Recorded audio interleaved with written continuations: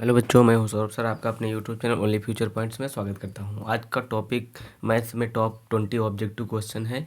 ये पूरा वीडियो देखिएगा, 1 मिनट भी वीडियो स्किप ना करिएगा। हो सकता है कि एग्ज़ाम में यही आपका क्वेश्चन आ जाए, तो इस तरीके से आपको ये वीडियो स्किप नहीं करना है किसी भी तरीके से। यदि आपने ये वीडियो आज स्किप कर दिया तो हो सकता है आपके एग्जाम में नंबर कम हो जाएं। तो पहला देखिए, पहला क्वेश्चन ये है, 196 के अभाज्य गुणनखंडों की घातों का योगफल क्या होगा। तो सबसे पहले हम लोग 196 का गुणनखंड करेंगे। तो 196 में 2 से काटेंगे तो कितनी बार जाएगा, दोनों 18, और फिर 2 8 16, फिर 2 से काटेंगे तो 49 बार जाएगा। अब 2 से नहीं जा सकता तो 7 बार जाएगा। तो अब इसके बाद 7 एक कम 7। तो इस तरीके से देखो, इसका अभाज्य गुणनखंड कितना आया है, 2 इंटू 2 इंटू 7 इंटू 7। अब इसको लिख सकते हो ना, 2 की पावर 2 और 7 की पावर 2। तो कितना आ जाएगा, अभाज्य गुणनखंडों की घातों का योगफल कितना है।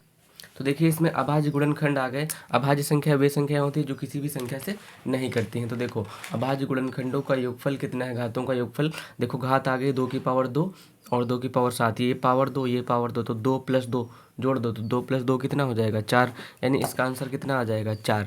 ये वाला क्वेश्चन सही हो जाएगा हमारा, तीसरा इसका ऑप्शन सही हो जाएगा।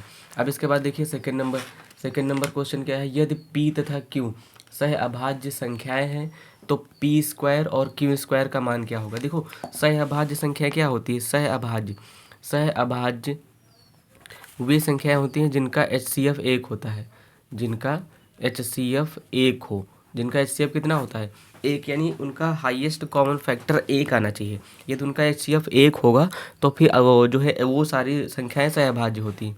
तो यहाँ पर इसमें बता रहा है, यदि p तथा q सहअभाज्य संख्याएं हैं तो p² और q² क्या होगा, तो वो भी सहअभाज्य होंगी।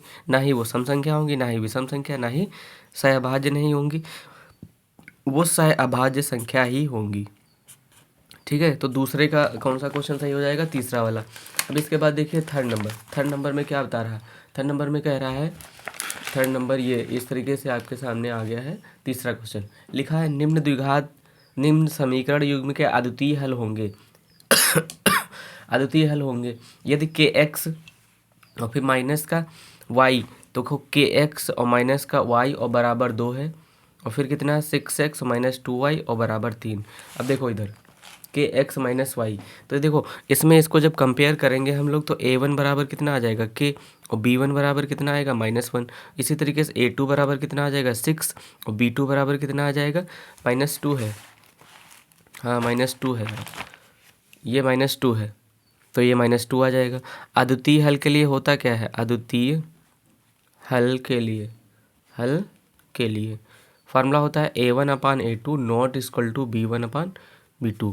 तो a1 की जगह पे हो जाएगा k और a2 की जगह पे हो जाएगा 6 - 1/-2 नॉट इक्वल टू रहेगा, ध्यान रखना, 2 कम 2 2 3 6। तो k इक्वल टू कितना आ जाएगा, not equal to 3, k not equal to 3, यानी हाँ ये वाला सेकेंड नंबर ऑप्शन सही हो जाएगा। k का मान 3 के बराबर नहीं आएगा और कोई भी मान हो सकता है। अब इसी तरीके से देखिए क्वेश्चन नंबर 4 क्या कह रहा है। क्वेश्चन नंबर 4 ये है, यदि समीकरण 9x² + 6kx + 4 = 0 के मूल समान हो तो k का मान ज्ञात कीजिए। तो यहाँ पर अब ये ध्यान रखना, यदि मूल समान होते हैं तो मूल समान के लिए आपको द्विघात समीकरण बराबर b² बराबर 4ac होता है। यदि इसके मूल समान होंगे तो b² यानी इसके मूल समान होंगे तो समीकरण भी बराबर होंगी। यानी देखो अभी बता रहे हैं, बस रुक जाओ। तो इसके लिए जब मूल समान होते तो ध्यान रखना, मूल समान है तो b² बराबर होता है 4ac। कितना होता है, b² बराबर 4ac। तो b की जगह कितना आ जाएगा, देखो b² बराबर 4ac होता है तो b की जगह हो जाएगा 6x, क्योंकि 9x² और +6kx और +4 बराबर 0 हो जाएगा। तो इसको कंपेयर करेंगे ax² + bx और +c बराबर 0 से, तो a बराबर 9 आ जाएगा और b बराबर 6 आ जाएगा, उससे c बराबर 4 आ जाएगा। तो अब इसमें रखिए 6k आ जाएगा, ध्यान रखना यहाँ पर। तो 6k का स्क्वायर बराबर 4, a की जगह पे हो जाएगा 9 और c की जगह पे हो जाएगा 4। देखो 36k² बराबर इधर भी हो जाएगा 36 × 4, ये कर लो, 36 36 कट गया, 36 36 इधर कट जाएगा 36 36 कट गया, तो इधर बचा कितना, के स्क्वायर बराबर 4 बचेगा, तो के बराबर कितना आ जाएगा रूट, तो के बराबर +-2 यानी +-2। तो ये डी नंबर इसका सही हो जाएगा, क्वेश्चन नंबर 4 का 4। तो इस तरीके से ये देखिए क्वेश्चन नंबर 7 क्या कहता है, 7 की 5, हाँ इसके बाद 7 नंबर ये है, त्रिभुज ए बी सी तथा त्रिभुज बी डी ई दो समबाहु त्रिभुज हैं।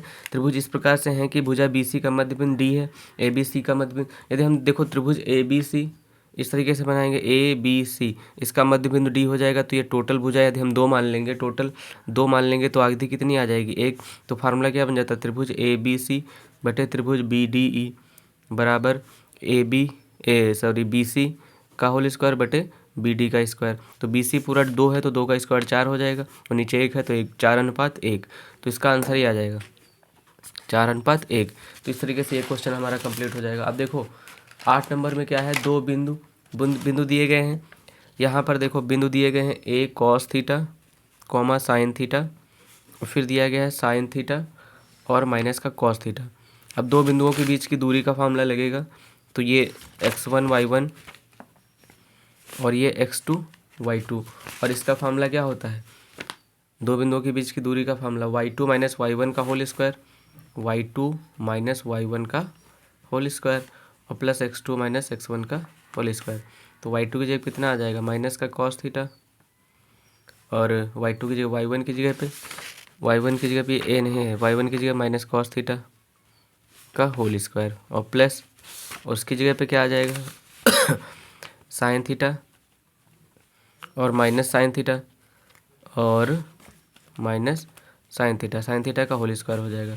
तो देखो कितना आ जाएगा, ये आ जाएगा माइनस का 2 कॉस थीटा, और इधर ये भी माइनस था, ध्यान रखना, इधर भी आ जाएगा, ये माइनस माइनस प्लस हो जाएगा, तो प्लस का ये माइनस माइनस यानी प्लस ही रहेगा, ध्यान रखना, ये प्लस का हो जाएगा +2 कॉस स्क्वायर थीटा, ठीक है। तो ये साइन 2 हो जाएगा, तो 2 का स्क्वायर, इधर भी 4 हो जाएगा, 2 2 4 साइन स्क्वायर थीटा।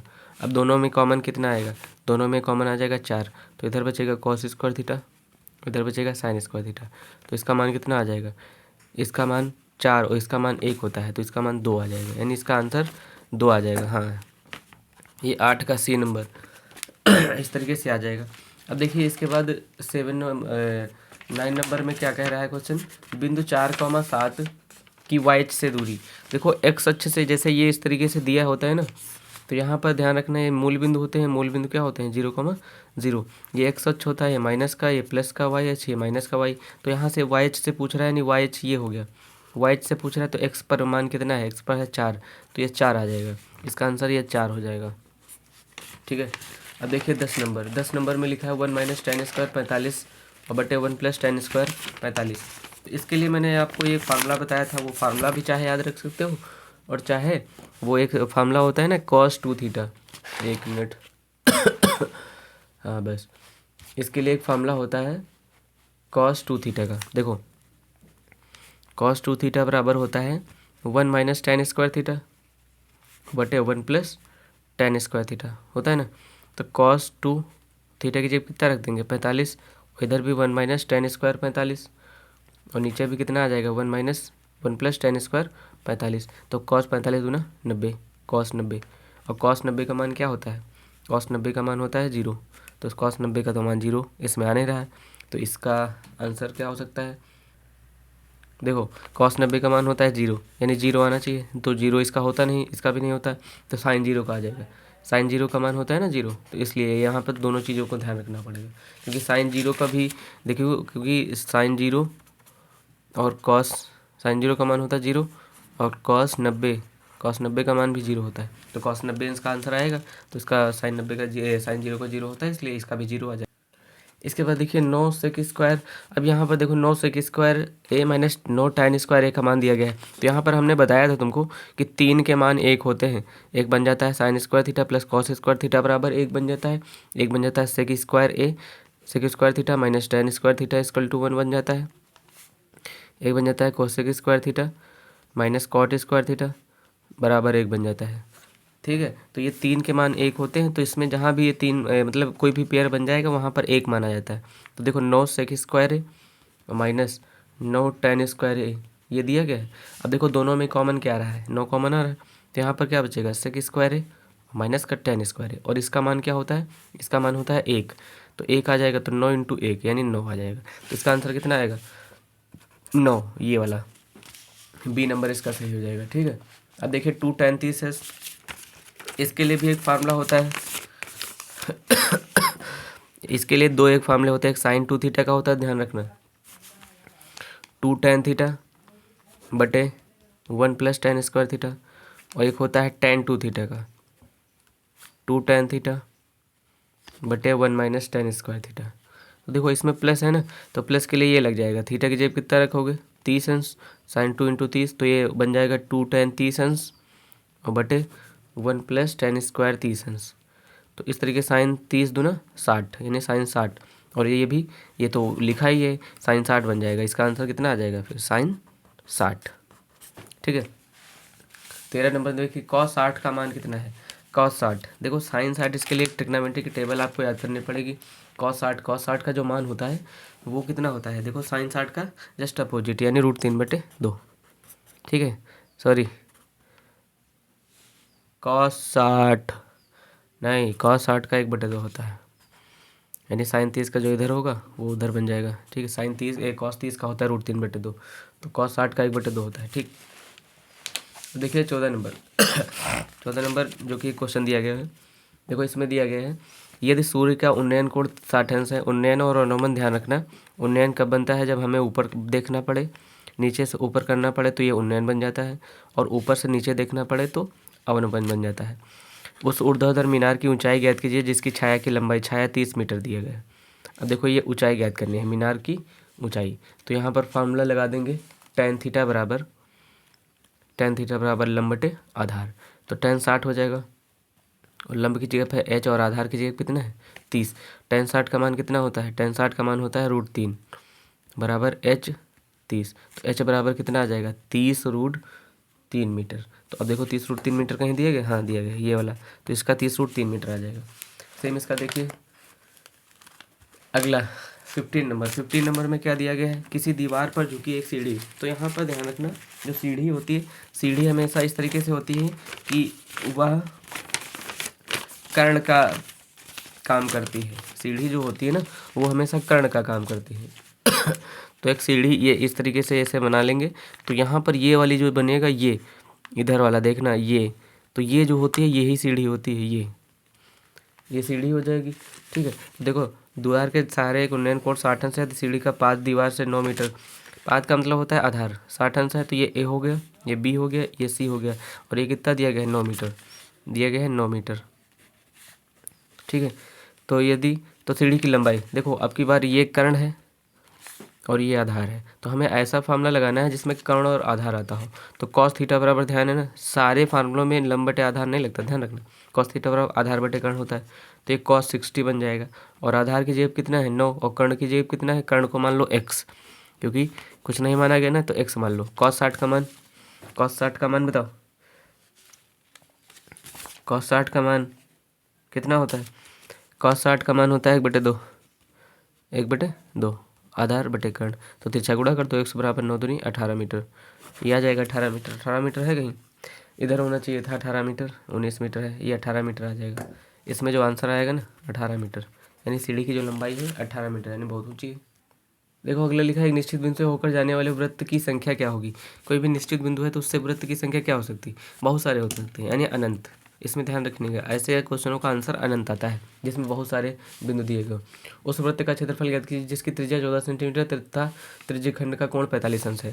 देखो त्रिज्यखंड के लिए फार्मूला क्या लगता है, थीटा बटे 360 पाई आर स्क्वायर, तो थीटा की जगह कितना आ जाएगा, थीटा की जगह 45 अंश है बटे 360, और पाई की जगह पे 22/7, और आर की जगह 14 × 14। इस तरीके से 7 से काट दो, 7 दूनी 14, 45 से 4 बार कटेगा, 2 1 कम 2, 2 दूनी 4, तो ये 2 से 14, तो कितना आ जाएगा 22 × 154। 1 मिनट, थीटा बटे 360 होता है पाई आर स्क्वायर, ये इस तरीके से देखो कट जाएगा, 45 का 8 बार कटेगा, तो 4 दूनी 8, और फिर 11 7 से कट गया, 7 दूनी 14, तो ऊपर 11 बचेगा, नीचे 7, 11 7 70 सेंटीमीटर स्क्वायर आ जाएगा। तो इसका ध्यान रखिएगा, इसका जो है आप लोग अलग से सॉल्व कर सकते हो कि थीटा बटे 360 पाई आर स्क्वायर का फॉर्मूला कैसे लग सकता है। ठीक है, तो 70 सेंटीमीटर स्क्वायर आ जाएगा। ठीक है। अब इसके बाद देखिए यहाँ पर अगला जो दिया गया है हमारा 19 नंबर 18 नंबर, यहाँ पर हाँ 77 आ जाएगा उसका वाले का, 77 आंसर आएगा, ये वाले का आंसर 77 आ जाएगा। अब देखो अगला जो नंबर दिया गया है, निम्न में से कौन केंद्रीय प्रवृत्ति की माप नहीं है। तो इसमें बताओ अच्छा इन तीनों में से कौन सा नहीं पढ़े हो, यानी एग्जाम में तुमने कौन सा नहीं पढ़ा है, ये बताओ हमें कौन सा नहीं पढ़ा है। देखो माध्य पढ़े हो, माध्यिका पढ़े हो, बहुलक पढ़े हो, लेकिन मानव विचलन नहीं पढ़े हो, तो ये केंद्रीय प्रवृत्ति की माप नहीं है। अब देखिए प्रथम 10 अभाज्य संख्याओं की माध्यिका क्या है। तो अब देखो प्रथम 10 अभाज्य संख्याएं, प्रथम 10 अभाज्य संख्याएं, अभाज्य संख्याएं, तो अभाज्य संख्याएं कौन कौन सी होती। देखिए इस तरीके से लग जाएगा, प्रथम 10 अभाज्य संख्याएं 2 3 5 7 11 13 17 19 23 29। और यहाँ पर माध्यिका का फॉर्मूला क्या होता है, m बराबर n/2वें पद का मान प्लस n/2 प्लस 1वें पद का मान। तो n का जगह है 10, क्योंकि 10 अभाज्य संख्या है, तो 10/2वें पद का मान प्लस 10/2 प्लस 1वें पद का मान। 10 से भाग कर दो 2 को 5 आ जाएगा, इसको भाग कर दो तो 5 1 6 हो जाएगा। तो पाँचवा पद देखो क्या है, 1 2 3 4 5, पाँचवा पद 11 है और छठा पद है 13। तो 11 और प्लस 13 को जोड़ देंगे तो 24 आ जाएगा, 24 को 2 से भाग कर देंगे तो 12 आ जाएगा। तो इस तरीके से इसका आंसर कितना आएगा, इसका आंसर ये 12 आ जाएगा। ठीक है, जो इसका लास्ट वाला क्वेश्चन है उसको देखो जरा, लिखा है यदि 6, 7, x, 8 और y, तो एक बार लिख लेते हैं 6, 7, x, 8, y, 14 का माध्य 9 है, का माध्य 9 है। देखो सॉल्व करते हैं। देखो माध्य का फार्मूला क्या होता है, माध्य का फार्मूला होता है x1 plus x2 plus x3 dot dot x of n और बटे n। तो माध्य इसका 9 दिया गया है, तो इन सभी को जोड़ दो, 6 plus 7 plus x plus 8 plus y plus 14। मान कितने नंबर हैं, 1 2 3 4 5 6, 6 नंबर है ना। तो 6 9 54, इधर जोड़ो 7 6 13, 13 8, 13 8 21, 21 और 14, 21 और 14 कितना होता है 35, और प्लस x प्लस y तो 35।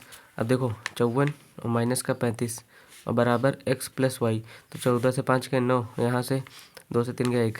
ठीक है, तो x प्लस वाई बराबर कितना आ जाएगा 19, यानी x प्लस वाई बराबर क्या ले सकते हो 19। ये इस तरीके से 19 आ जाएगा। तो इसमें x प्लस, हाँ ये है, हम सोचे ये वाला है, हम सोचे माइनस वाला है। ठीक है, बहुत बहुत धन्यवाद।